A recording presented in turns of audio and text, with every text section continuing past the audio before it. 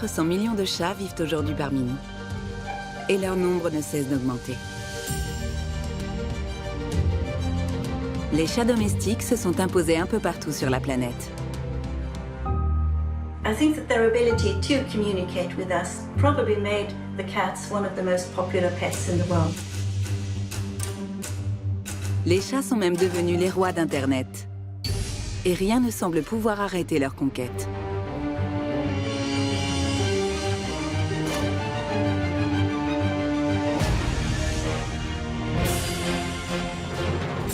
They've followed us around the world, and pretty much anywhere where there's humans, there are cats. D'où viennent nos chats modernes? Quand et comment les avons-nous façonnés? Nos chats domestiques descendent tous de chats sauvages, et retracer cette histoire est un véritable défi. Pour résoudre ce mystère et comprendre les relations que nous avons nouées au fil du temps avec ces petites boules de poils, des archéologues, des biologistes et des comportementalistes mènent l'enquête. Leur récente découverte nous révèle l'incroyable épopée du chat.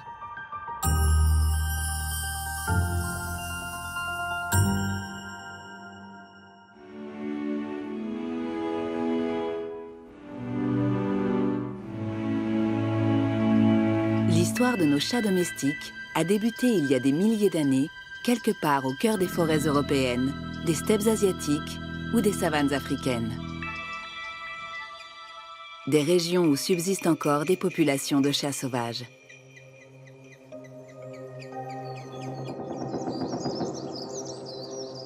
En apparence, peu de choses différencient ces félins de nos chats domestiques. Leur mode de vie, pourtant, est très différent. Les chats sauvages sont solitaires, territoriaux. Et ils vivent cachés loin des hommes.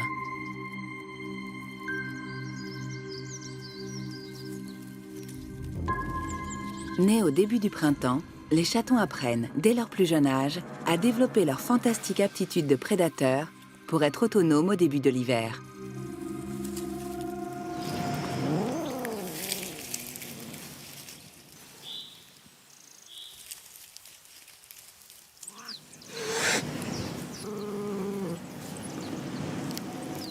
Quand et comment sommes-nous parvenus à transformer ces animaux farouches et extrêmement méfiants en dociles chats d'intérieur?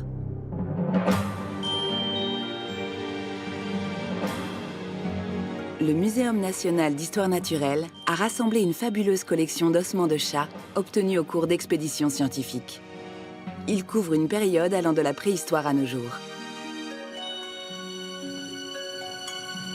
Mais pour Cécile Calou, maître de conférence au CNRS, ces éléments ne sont pas suffisants pour retracer les origines des chats domestiques.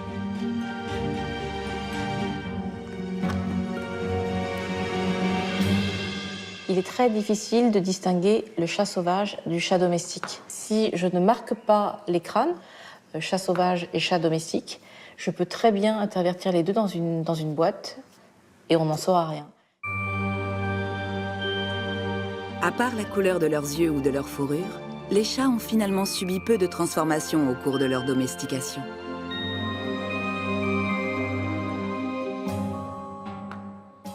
Contrairement aux vaches, aux moutons ou aux cochons devenus très différents morphologiquement de leurs ancêtres sauvages, peu de choses différencient aujourd'hui nos chats des chats sauvages d'Europe, d'Afrique ou encore du Moyen-Orient.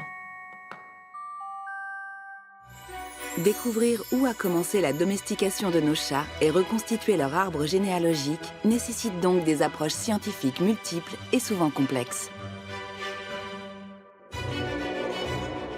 Direction Chypre. Surgie du fond de la Méditerranée il y a 5 millions d'années, cette île n'a jamais été rattachée au continent. Chypre est donc un formidable observatoire archéologique pour débuter l'enquête. Aucun animal domestique ni aucun félin ne vivait ici avant l'arrivée des premiers humains il y a 12 500 ans. Chypre est située en Méditerranée, au carrefour de l'Europe, de l'Asie et de l'Afrique, des régions où ont toujours vécu diverses populations de chats sauvages.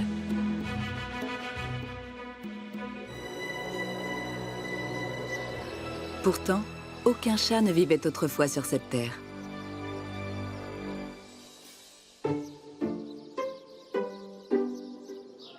Alors, à quelle époque les hommes ont-ils introduit les lointains ancêtres de ces chats qui pullulent aujourd'hui à Chypre?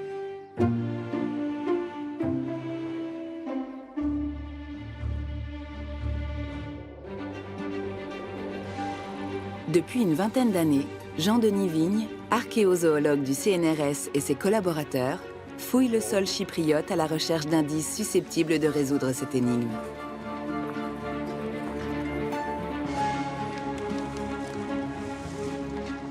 Ah, c'est chouette, ça, c'est probablement un outil de type burin. En fait, là, on cherche des sites du début de la préhistoire néolithique de Chypre. Et pourquoi? Parce que c'est la période du basculement entre la chasse-cueillette et le début de l'agriculture et la domestication des animaux.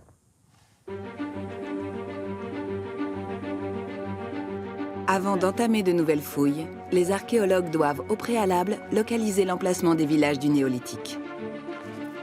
Pour cela, en complément de prospection pédestre, ils utilisent des techniques géophysiques à l'aide de sondes capables de détecter la présence d'anciennes structures humaines enfouies sous terre. Dans le laboratoire d'archéologie, les données, une fois traitées, révèlent la cartographie du site. Ces relevés permettent de mieux cibler les futures zones de prospection. Tu sens tout de suite, quand tu as sorti l'image, là, tu as commencé à voir, tout de suite, tu dis, il y a un truc intéressant.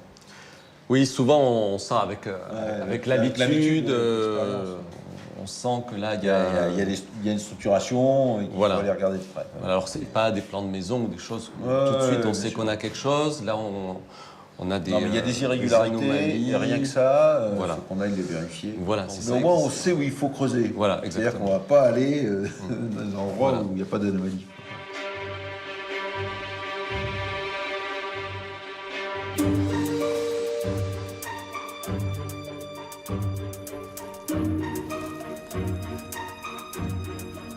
C'est après plusieurs années de fouilles et de prospection comme celle-ci que les archéologues ont fini par déterrer un petit os de chat. D'une apparence insignifiante, cet ossement vieux de 11 000 ans était pourtant une formidable découverte. C'est la phalange d'un gros chat de format chat sauvage, comme l'étaient les tout premiers chats domestiques. Évidemment, si on trouve cette phalange ici, c'est qu'il y avait des chats à Chypre, et on imagine assez mal des chats traverser à la nage 70 km de mer, et du coup, il a nécessairement été introduit par des hommes, quoi. Même s'il n'y a qu'une phalange, eh bien, elle témoigne du fait que l'homme avait déjà introduit le chat à Chypre à 8800 avant Jésus-Christ, donc il y a 10 800 ans, presque 11 000 ans.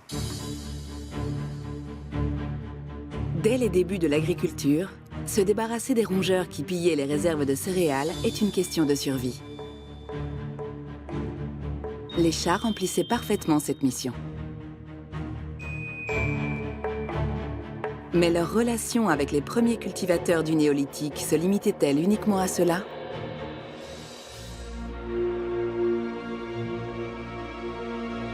Cette fois encore, la réponse se trouvait enfouie à Chypre, à 5 km de la côte, sur un autre site nommé Chilourokambos. Il y a quelques années, l'équipe, alors menée par Jean Guilaine, y a fait une découverte capitale. Ce site abritait une sépulture contenant 2 squelettes, celui d'un homme et d'un chat, enterrés ensemble il y a 9500 ans. Leurs dépouilles disposées face à face, à moins de 40 cm l'une de l'autre. Elles étaient accompagnées d'offrandes funéraires, lames de silex, haches polies et bijoux en coquillage. Si cette scène présente le chat comme un proche compagnon de l'homme dans la mort, l'était-il aussi dans la vie ? Ce chat est très gros et présente des anomalies morphologiques qui montrent qu'en dépit de son jeune âge, parce qu'il avait 8 mois quand il est mort, il avait été très bien nourri. Donc je penche pour un compagnonnage entre cet homme et ce chat dans la vie comme dans la mort.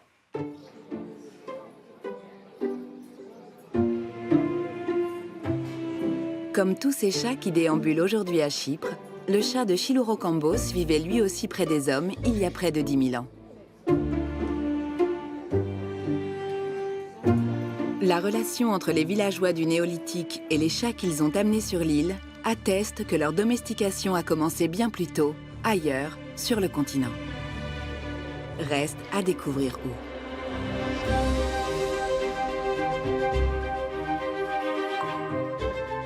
À l'Institut Jacques Monod, Eva Maria Gegel, directrice de recherche au CNRS et spécialiste de l'ADN ancien, pense pouvoir retracer le parcours emprunté par les premiers chats domestiques et identifier leur origine.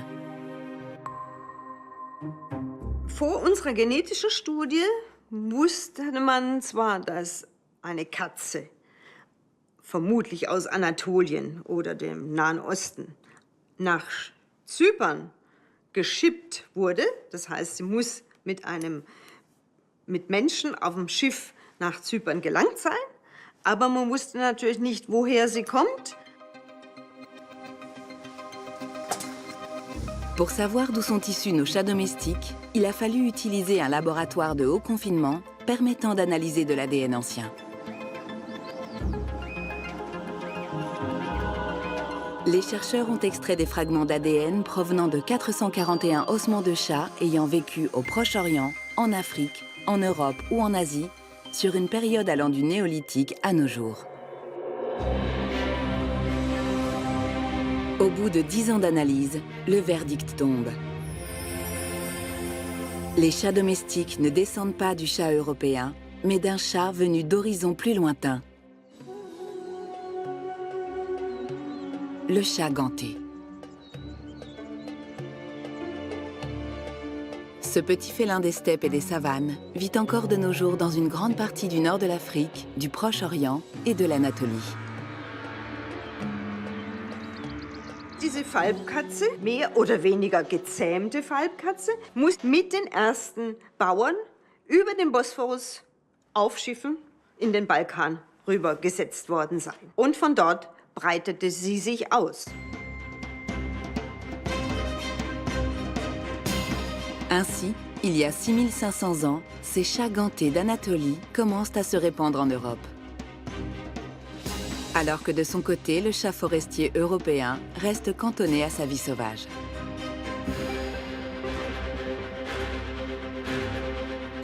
Mais nouveau coup de théâtre. En poursuivant les recherches, les généticiens remarquent que 4000 ans plus tard, une nouvelle lignée de chats gantés succède à celle venue du Proche-Orient. Da haben wir gesehen, dass da zwei Typen von der Falbkatze vorkommen. Zwei Linien, würde ich jetzt sagen. Eines war die Linie, die wir auch schon in Anatolien gefunden haben. Und die andere Linie hatten wir noch nicht nirgendwo anders gefunden. Und diese Linie scheint eine typisch égyptische ligne zu sein. Ce n'est donc pas une, mais deux vagues de diffusion du chat qui se sont produites. Il y a 3000 ans, les chats domestiqués en Égypte partent à leur tour à la conquête du monde.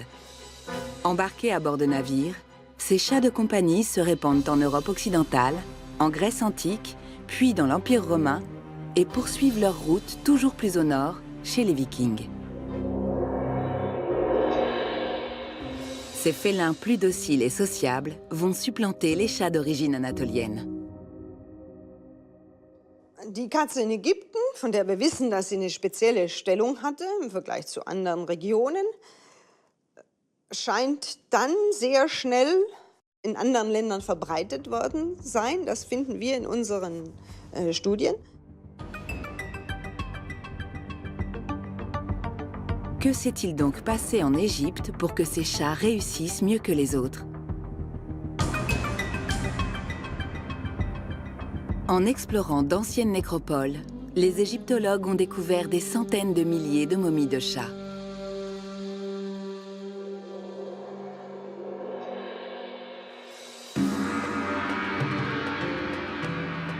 Les Égyptiens vénéraient les chats. À leur mort, Ils étaient embaumés avec grand soin afin d'assurer une conservation optimale de la dépouille et ainsi honorer Bastet, la puissante déesse à tête de félin, symbole du foyer et de la fécondité. Pour satisfaire la demande importante des pèlerins désireux de faire une offrande à Bastet, les prêtres n'ont pas hésité à sacrifier plusieurs milliers de chats. Mais comment ont-ils pu s'en procurer autant? Le musée des Confluences a réuni la plus importante collection de momies animales hors d'Égypte.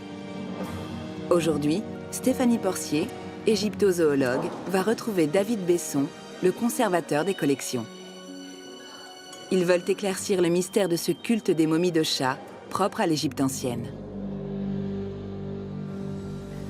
Toutes les momies sont rangées par systématique. Jusqu'ici, on a les oiseaux. Là, on commence à avoir les crocodiles avec ces petits individus juvéniles. Et pour ce qui nous intéresse aujourd'hui, les chats, on est vraiment sur ces deux colonnes-là.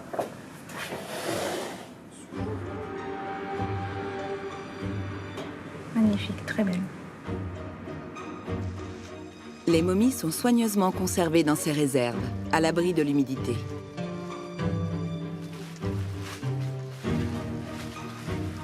Magnifique.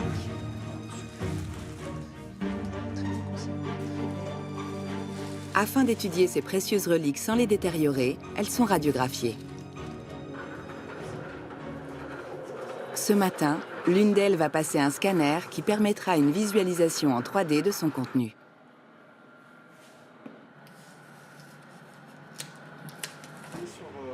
Les images obtenues par Samuel Mérigeau vont révéler le secret de cette momie réalisée il y a plus de 2300 ans. Voilà, donc là l'acquisition est terminée. Et puis maintenant on va commencer à faire les reconstructions, c'est-à-dire ces images de base, on va les reconstruire pour qu'elles soient exploitables sur les logiciels de visualisation.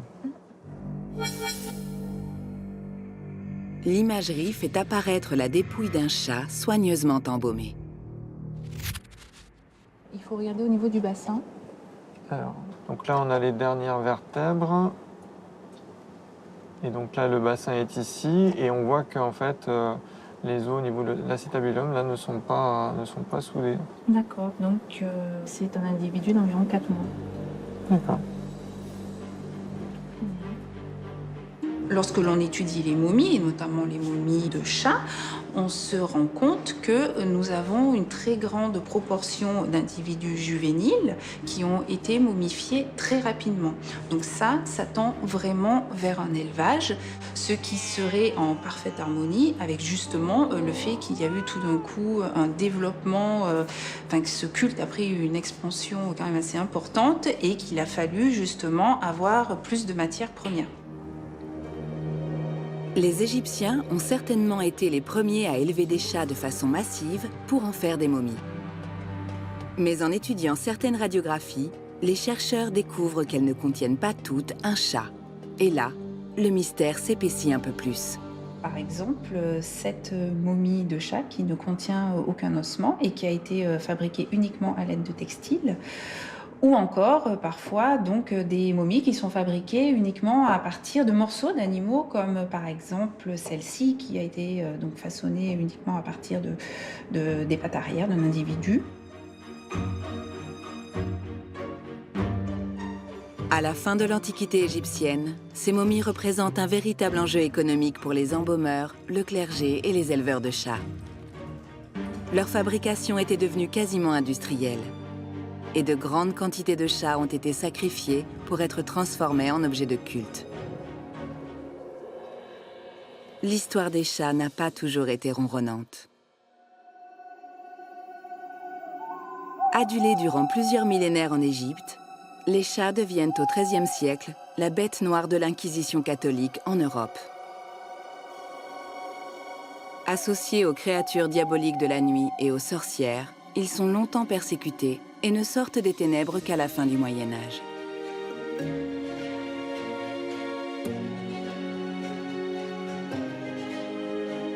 À la campagne comme à la ville, ces petits félins exterminent les rats porteurs de maladies comme la peste et retrouvent peu à peu leur lettre de noblesse à la Renaissance. Ils parviennent même à s'imposer dans les salons de l'aristocratie. Ce petit compagnon lunatique, aussi attachant qu'agaçant, gagne définitivement le statut d'animal de compagnie au XIXe siècle.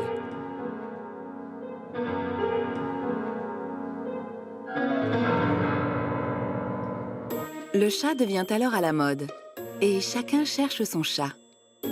Un minou toujours plus docile, plus mignon, plus poilu. Bref, un chat différent de tous les autres.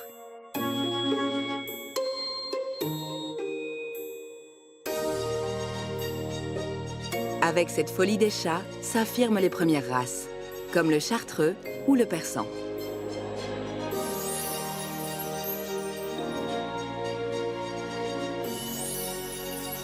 Ce qui est sûr, c'est que c'est plutôt à la fin du 19e, quand on commence vraiment à fixer les races, à fixer les caractères et à les croiser volontairement pour obtenir telle ou telle forme, qu'on peut parler de domestication. Les chats ont finalement subi peu de transformations, alors que les chiens sont devenus très différents de leur ancêtre le loup dès les débuts de leur domestication.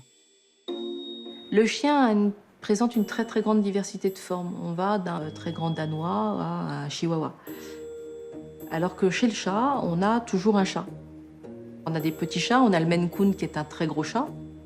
Mais quand on regarde au niveau squelettique, c'est toujours du chat. On ne dénombre qu'environ 70 races de chats, contre plus de 300 chez les chiens. Mais le phénomène va s'amplifier, car la demande de chats aux formes et aux couleurs différentes est de plus en plus forte. Comme en témoigne l'énorme succès des concours et des expositions félines créées en 1871.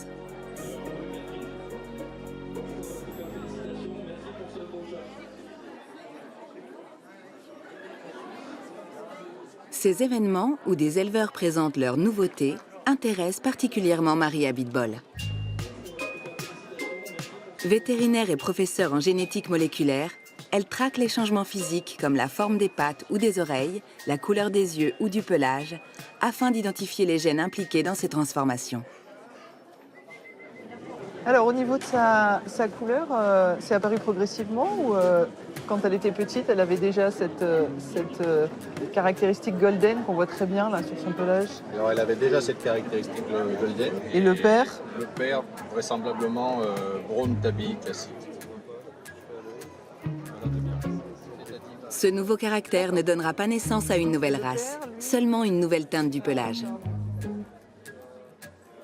Récemment, il y a une nouvelle couleur qui a été décrite chez le sibérien. On va avoir des chats qui ont une robe qui est beaucoup plus rousse et qui va très légèrement éclaircir pour prendre des tons orangés.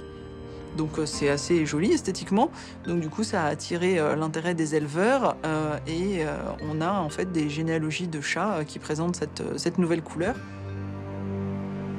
L'idée pour moi, c'est de récolter des informations de généalogie, des poils, et puis de l'ADN pour essayer d'identifier le gène et la mutation qui sont derrière cette nouvelle couleur.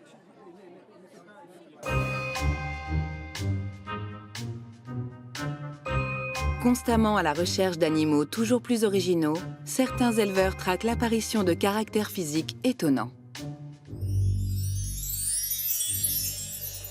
Comme ceux de ces chats polydactyles, aux doigts plus nombreux que la normale. La moindre originalité génétique est exploitée pour façonner des chats de plus en plus extravagants. Des modifications qui peuvent se révéler spectaculaires. Comme le Dwelf, une nouvelle race de chats au charme insoupçonné. Son nom est la contraction de deux mots anglais signifiant nain et elfe. Créé il y a une dizaine d'années, ce chat nu et miniature est le résultat du croisement de l'American Curl aux oreilles recourbées, du Sphinx sans poils et du Munchkin à pattes courtes. Ses mensurations, 15 à 18 cm pour un poids d'environ 3 kg. Et son caractère a tout pour plaire. Il est sociable, aime interagir avec les gens, il est agile et joueur. Bref, c'est un chat qui a du chien. Il n'a plus de poils du tout. plus du tout de poils, lui. Oh ma pauvre, on t'embête. Oh là. Si on prend les races nues, par exemple le Sphinx, qui provient du Canada, c'est un chat nu qui est né dans une portée de chats de gouttière et qui a intéressé des éleveurs. Et en fait, tous les sphinx actuels sont les descendants de cette petite famille où est né ce chat nu parmi des chats poilus. Avec les sphinx, les éleveurs pensaient avoir façonné des animaux parfaits pour les amateurs de chats allergiques à leurs poils. Mais en réalité, ce ne sont pas les poils qui sont allergènes, mais leur salive. Si son look ne fait pas forcément l'unanimité, les propriétaires de chats nus vantent son caractère extrêmement sociable et affectueux. Quand on choisit un animal de race qui a été élevé dans une famille, on a quand même la garantie d'avoir un chat qui a été bien manipulé quand il était petit, des parents qui ont vécu en famille, qui ont rencontré des enfants, des personnes de différents âges, voire des chiens. Un animal qui sera un vrai compagnon amical. Un chat toujours plus petit, super mignon, parfaitement adapté à nos intérieurs. Un compagnon docile et casanier. Voilà ce que l'on recherche aujourd'hui. Le Graal, un chat au caractère de chien. Un matou avec lequel on pourrait avoir autant d'interactions qu'avec un toutou. Très attaché à son maître, très affectueux, même avec ses congénères.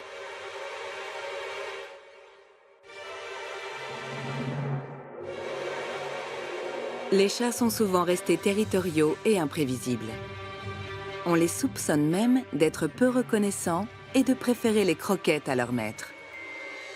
Mais qu'en est-il réellement? Peut-on façonner ce chat idéal et super sociable?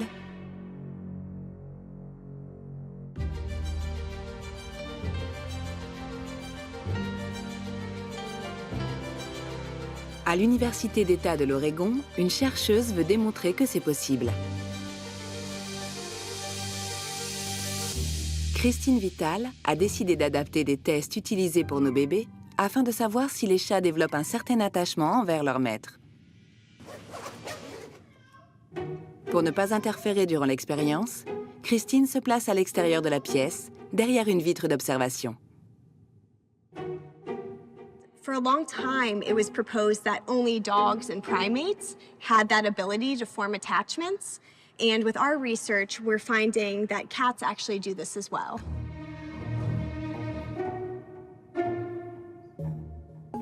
Les chats ont un faciès moins expressif que celui des chiens. On a souvent du mal à comprendre leurs émotions. Et on se demande si, de leur côté, eux aussi sont sensibles au comportement de leur maître. Ce premier test va permettre de le vérifier. The circle is basically a way to measure the distance from the owner. So it's 1 meter from the center, so radius. And what we see is that for the first 2 minutes, when the owner is inattentive, the cat often doesn't spend very much time with them.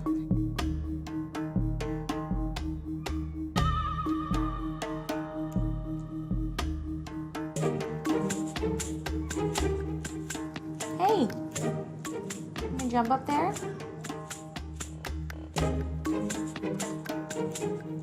But when the owner goes to being attentive and trying to interact with the cat, we see that shoot up, and the cat spends a lot more time near the person in that phase.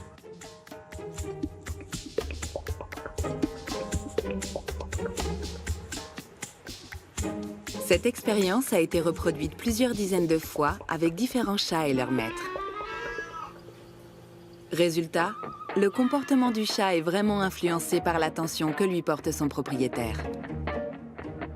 Mieux encore, si celui-ci est à ses côtés, il parvient à supporter un ventilateur dont les chats ont pourtant une peur bleue. Toutes ces expériences ont démontré que face à une situation stressante, 60% des chats sont rassurés par la présence de la personne qui prend soin d'eux.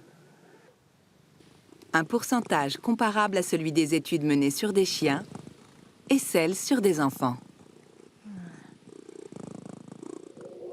Mais les chats sont-ils vraiment attachés à leur maître? Pour en avoir le cœur net, Christine Vital va mener d'autres tests dans l'environnement où vivent habituellement les chats. Dans cette expérience de libre choix, on soumet au chat sa nourriture préférée, son odeur préférée, son jouet préféré. Son maître a pris place dans l'une des parties et joue avec lui.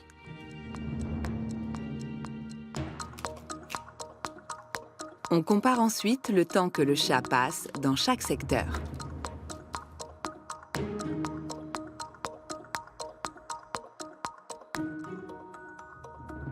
So what we find is about 50% of cats we tested prefer to go to the person for some form of social interaction.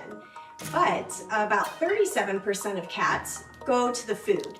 So while both are pretty preferred, we're finding that more cats prefer that social interaction.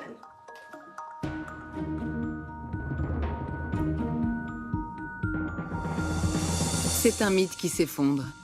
Les chats sont eux aussi autant attachés à leur maître que les chiens.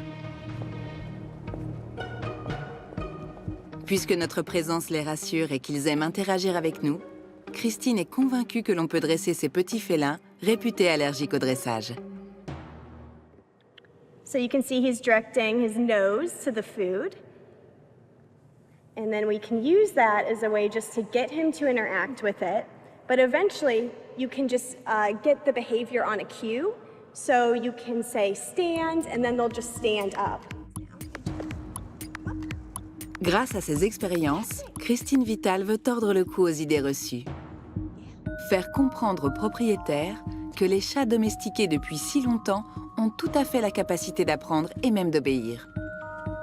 A lot of cats, especially if you get them started young, you can really shape up just about any behavior. So as long as you have a cat that is really excited about being trained and wants it, you can really train them just about anything you could do with dogs. Et voilà, avec un peu de patience, tout devient possible. Si le chat est prêt à tout pour s'incruster à nos côtés, il lui manque encore une chose. Trouver un moyen de se faire comprendre aussi bien que les chiens.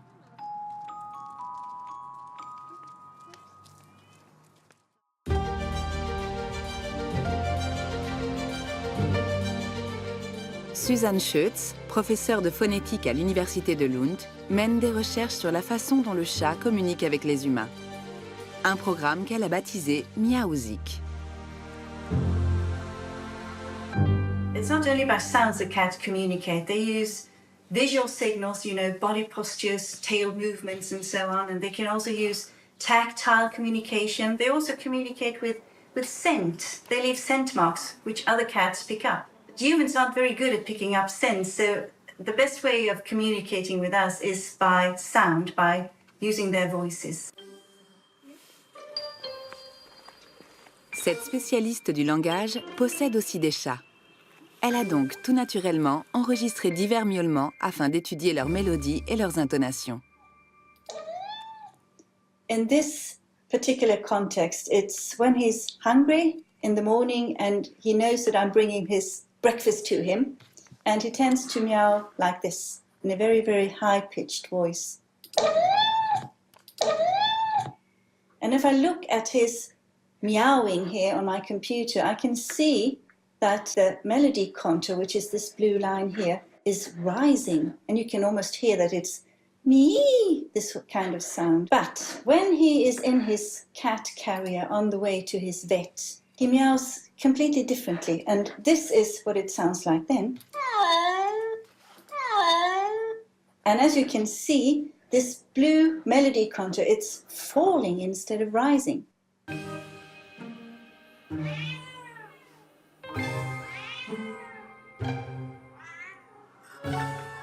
Les chats partagent donc leurs ressentis avec nous. Pourtant, ils n'utilisent ni grammaire, ni mots, ni phrases. Comment se fait-il alors qu'on les comprenne parfois si bien? Pour le découvrir, il faut enregistrer une grande diversité de miaulements dans des situations différentes. C'est ainsi qu'est né un programme de recherche entre les villes de Lund et de Stockholm.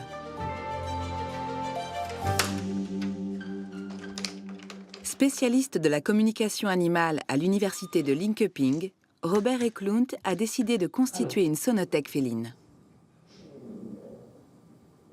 Pour enregistrer les vocalises des chats, il doit s'adapter à un animal souvent peu coopératif et s'armer de patience. Car il est indispensable que le chat se comporte de la façon la plus naturelle possible. Hade vi stannat här i 4-5 timmar till så hade Elliot säkert vant sig vid det här och kommit fram. Det vet man inte, eller så var han inte på pratsamt humör idag. Katter vaknar också på olika sidor, helt enkelt. Le lendemain, au bout de quelques heures, Elliot finit par ignorer sa présence.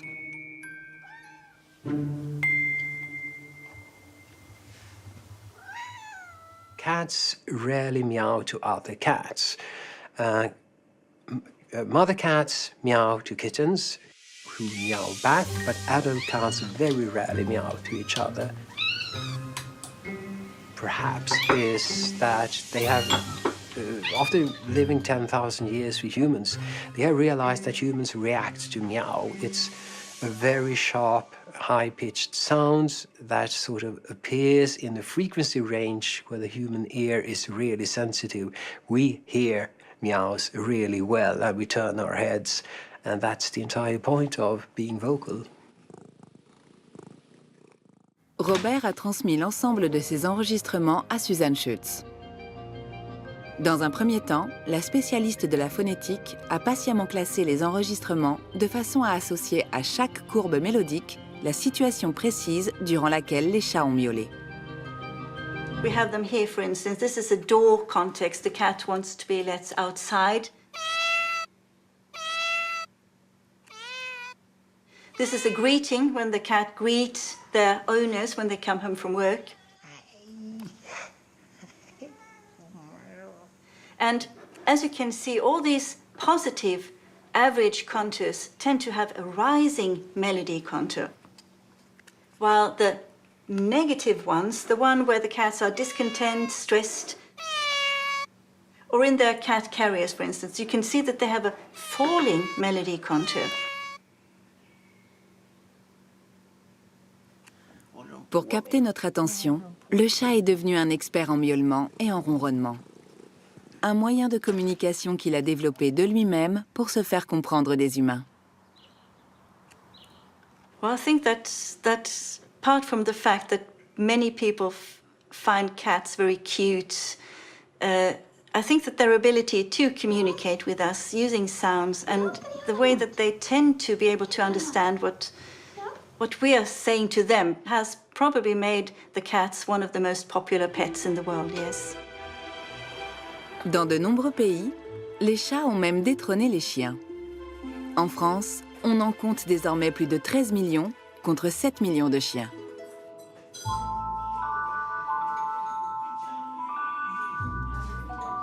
Leur succès est tel que des bars à chats ouvrent un peu partout pour ceux qui ne peuvent pas en accueillir chez eux.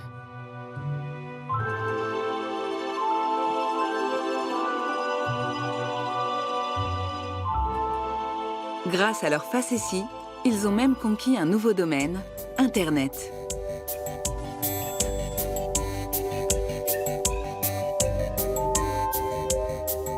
L'heure est au triomphe sur les réseaux sociaux. Sur le net comme dans la vie réelle, les chats comme Grumpy Cat, le chat grincheux, une célébrité aux millions de fans, ont pris une place qui dépasse l'entendement.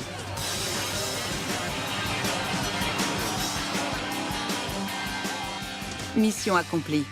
Le monde est à leurs pieds. Mais il y a un mais. Ces petits envahisseurs ont de plus en plus de détracteurs.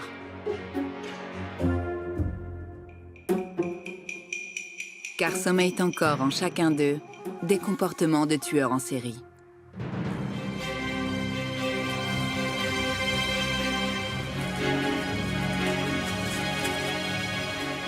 Les chats seraient responsables de la disparition de milliards de petits animaux chaque année. Un carnage qui pourrait bien écorner leur image.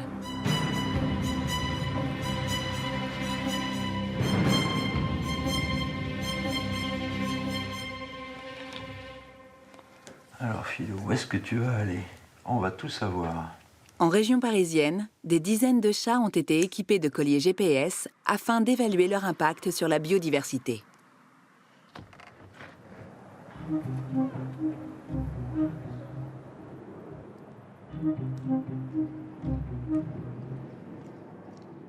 Ce matin, Benoît Pisanu, du Muséum d'Histoire Naturelle, vient récupérer les données enregistrées par le collier de Philou. Donc, où sont nos petits amis? Ils vous attendent. Ils sont par là.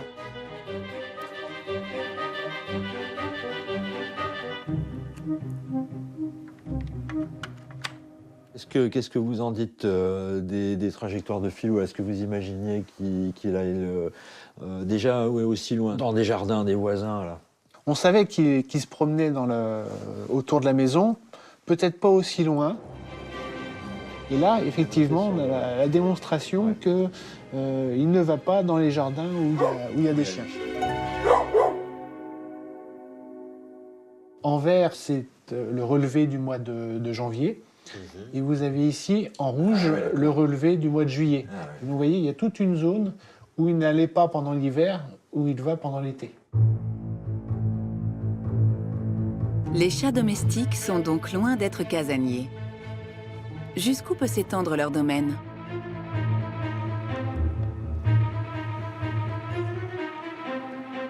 La question intrigue autant les propriétaires que les chercheurs. Le suivi GPS de plusieurs centaines de chats a livré des réponses. À la campagne, leur territoire s'étend sur 4 hectares. L'hypothèse d'un impact sur la faune semble donc bien fondée. Afin de savoir quelles sont les espèces les plus menacées et à quelle fréquence ont lieu les parties de chasse, 5000 contributeurs ont accepté de participer à un programme de recherche participative. Ils ont soigneusement noté toutes les proies rapportées à la maison et partagé les données en ligne. Grâce à ce travail, on sait désormais quelles sont les victimes de ces prédateurs éclectiques. 10% de leurs trophées sont des reptiles. Les oiseaux représentent 20% de leur proie. Les écureuils, les souris, les campagnols et autres petits mammifères représentent 60% des prédations. C'est un vrai prédateur, hein. C'est vraiment une machine à chasser. C'est quelque chose qui doit être vraiment ancré dans sa nature, même s'il ne consomme pas. Partenaire toujours aussi précieux dans la lutte contre les rongeurs, le chat domestique serait-il en train de devenir l'ennemi numéro 1 de la biodiversité? Alors dans le cadre d'une étude qui a été donc conduite sur des programmes de suivi des oiseaux communs, des petits oiseaux en Belgique et en France, donc plusieurs millions d'oiseaux bagués reconnus. Donc il a pu être estimé que la mortalité directe liée au chat était de le même ordre de grandeur que celui de la collision sur les fenêtres. Les chats sont donc responsables de la mort d'un oiseau sur 5. Un lourd tribut, même si l'agriculture intensive et la réduction des espaces sauvages restent les principales causes de leur disparition. Les espèces qui sont prédatées par le chat sont des espèces qui, pour la vaste majorité d'entre elles, sont présentes déjà depuis extrêmement longtemps et ont cohabité anciennement avec le chat, on va dire les chats sauvages qui étaient là avant que l'homme ne réduise sa place. Donc ce sont des proies et qui ont coévolué avec des prédateurs. L'arrivée des chats dans un milieu où ils n'ont jamais existé peut avoir des effets dévastateurs. C'est le cas des îles restées longtemps isolées, comme la Nouvelle-Zélande, la Nouvelle-Calédonie ou encore l'Australie. Introduits il y a à peine 200 ans sur l'île continent, les chats tueraient chaque jour 1 million d'oiseaux et 1,5 million de reptiles. Les chats sont aussi devenus un véritable fléau aux Philippines, à Hawaï, dans les îles Galapagos et le sud de la Floride.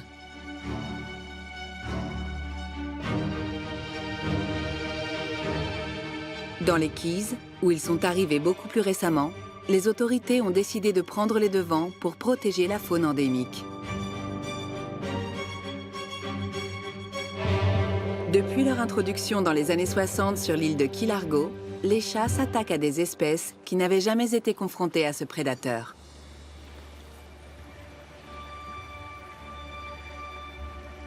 Les chats errants pullulent. On en compte plus de 500 au nord de l'île. Et leur vagabondage ne s'arrête malheureusement pas aux frontières des réserves naturelles.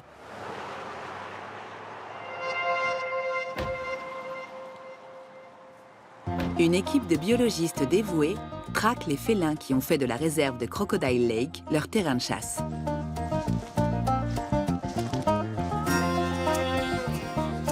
Michael Cove et ses collaborateurs ont installé plusieurs dizaines de caméras pièges. Pendant des mois, elles ont enregistré toute l'activité de la réserve.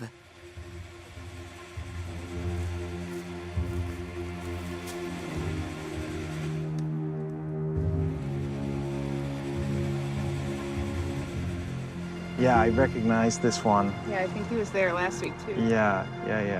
The cats are mostly nocturnal. They're elusive, and they avoid people. So we never expected to see as many cats as we did when we first started several years back. Les chats pourraient provoquer la disparition d'une espèce au bord de l'extinction, le rat des bois, dont ils n'ont aucun mal à repérer les nids. These wood rats in particular didn't have mammalian predators historically, and so they're naive to these types of predators. And so you can imagine carrying sticks like this for over 50 meters in the forest and then placing them here to essentially advertise your presence could be quite maladaptive in the presence of these predators. Key Largo est le dernier refuge de ces petits rongeurs, et leur disparition est devenue une véritable affaire d'État.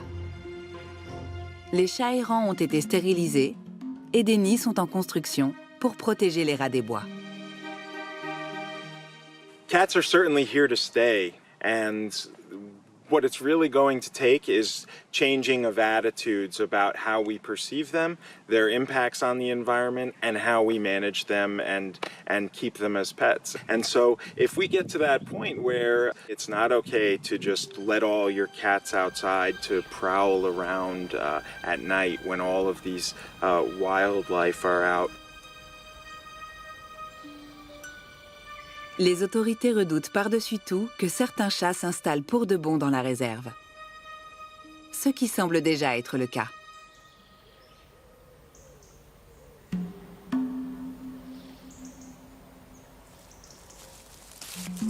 It looks like what I have here is some white hair snagged on this really old barbed wire. Actually, there's some here too.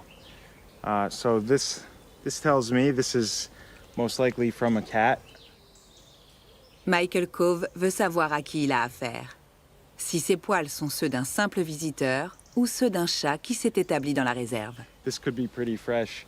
So I'm going to collect this for some stable isotope analyses, and we'll be able to use those hair, the old saying, "You are what you eat," and we can basically, from these hair and these carbon and nitrogen ratios, estimate what these cats are eating. Les résultats de l'analyse de centaines de prélèvements effectués ces derniers mois ne sont pas rassurants. De nombreux chats se sont réensauvagés. Cats are adaptable, very effective predators, and so, they don't really need us. So they can fend for themselves when they enter the environment. And we found that about 20% of the population seems to be feral cats, behaving like wild animals. À Key Largo, un chat sur 5 se nourrit exclusivement de proies sauvages et n'a plus aucun contact avec les humains. Fixing and neutering cats is obviously important because they certainly have a large reproductive potential that it only takes two to populate a small ecosystem environment. En 4 ans, un couple de chats peut potentiellement engendrer 20 000 descendants. De quoi faire de nombreux ravages. L'histoire de la domestication des chats est donc loin d'être terminée et semble prendre un nouveau tournant, celui d'un retour à la vie sauvage. D'une certaine manière, si les chats sauvages d'Afrique et du Proche-Orient ou d'Asie en général étaient amenés à disparaître, ce qu'on peut redouter dans les années à venir, le chat il s'en tire bien parce qu'il a des lignées domestiques qui vont continuer à exister et puis qui sont capables de réinvestir des terrains sauvages. En leur donnant accès à de nouveaux territoires, des chats redécouvrent l'indépendance.